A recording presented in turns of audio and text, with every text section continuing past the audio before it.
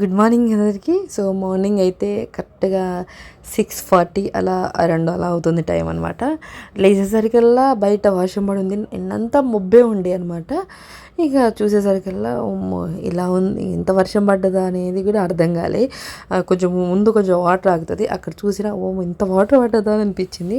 ఇక బయట ఒక్కసారి లుక్ వేసుకొని ఇక ఇంట్లోకి వచ్చేసి ఏముంది టిఫిన్ సామాన్లు, ఆ వాటర్ చూస్తే ఇంత వర్షం పడదు తెలియదే అనిపించింది. నాకు సౌండ్ కూడా వినపడలేదు, అది ఏమీ లేదు. వర్షం మాత్రం బీభత్సంగా బాగానే పడ్డది అనుకుంటాను. అందుకనే 2 days నుంచి కొంచెం మబ్బుగానే ఉంటుంది కదా. సో అది ఇక హోలీకి ముందు కంపల్సరీ వర్షం పడుతుంది, అది మనందరికీ తెలిసిన విషయమే. ఇక మార్నింగ్ బ్రేక్ఫాస్ట్కి పెసరట్టు. ఈ పెసరట్టు గురించి చెప్పాలంటే స్టోరీ, మా ఇంట్లో దోశలు పెసరట్టు తప్ప వేరొక టిఫిన్ ఎక్కువ చేసుకోమని కాదు కానీ తినం. మా బుడ్డోడికి అయితే ఎప్పుడు దోశ దోశ దోశ, ఎప్పుడో ఒకసారి ఇడ్లీ, అంతే. అంతకు ముందు వాడు ఏమి తినడు. సో అది మంచిగా పెసరపప్పు అంతా నానబెట్టేసి ఓవర్ నైట్ అంతా నానబెట్టాను అనమాట. ఇక మార్నింగ్ లేసి చక్కగా వాష్ చేసేసి ఆ నీళ్లు పారబోయాను. కంపల్సరీ ఫస్ట్ కడిగిన నీళ్ళు మాత్రం చెట్లకే పోస్తాను, కొంచెం హెల్తీగా ఉంటాయి అవే కదా వాళ్ళకి ఇక ఎరువు ఏదైనా సరే. అందుకని చెట్లకు మాత్రం కంపల్సరీ నేను కడిగిన బియ్యపు నీళ్ళైనా పప్పు నీళ్ళు అన్నీ నేను చెట్లకే పోస్తాను.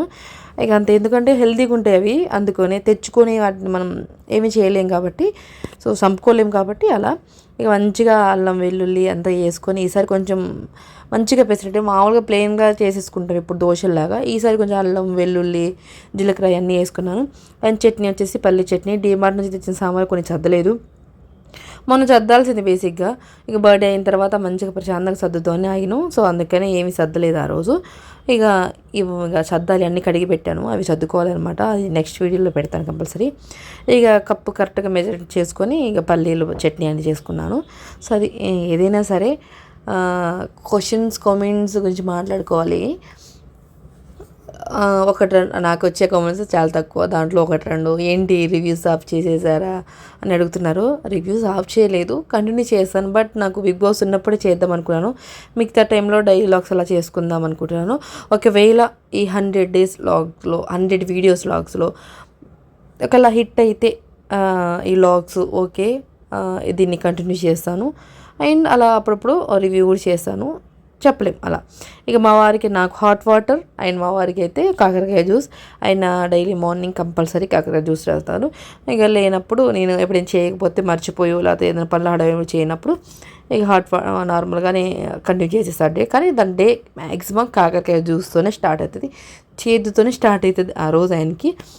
ఇక మా బుడ్డిగాడిని లేపి 7:40 టైం 7:45 అలా ఒక్కొక్క రోజు లేట్గా పడుకుంటే లేగడు, ఒకవేళ తొందరగా పడుకుంటే 7కే లేసేస్తాడనమాట. లేపి వాడిని కొంచెం ప్యాంపరింగ్ చేసి అది చేసి ఇది చెప్పి 4 ముచ్చట్లు చెప్పి ఇక పొద్దునే మా వాడికి లేవంగానే వాటర్ తాగే అలవాటు చాలా ఉంది, అది మంచి హ్యాబిటే. బట్ అంతే అనమాట. ఇక తాగి వాడు కొంచెం దొల్లాడి అవన్నీ చేసేసరికల్లా ఇక నెత్తికి కొబ్బరి నూనె పెట్టి ఇక చక్కగా ఇక బ్రష్ చేపించి, ఇక వాడు లేచిండంటే బ్రష్ చేసి స్నానం చేసి రెడీ అవుతాడు.